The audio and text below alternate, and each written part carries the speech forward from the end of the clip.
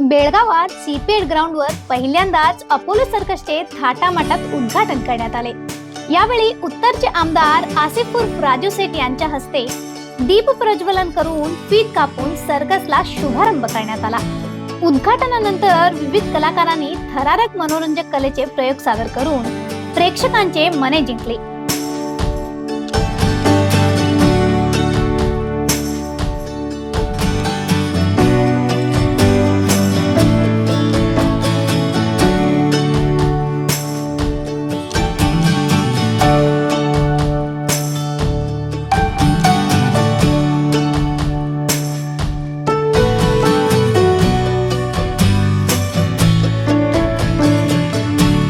या सर्कस मध्ये 100हून अधिक कलाकार सहभागी होऊन आपल्या कलेचे दर्शन घडवणार आहेत।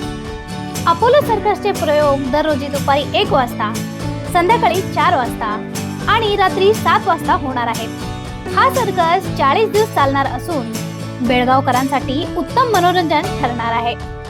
तिकिटांचे दर अनुक्रमे असे आहेत: 150 रुपये, 250 रुपये आणि 350 रुपये इतके असून नागरिकांना सकाळी 9 ते संध्याकाळी 6 या वेळेत ॲडव्हान्स बुकिंगची सुविधा उपलब्ध आहे।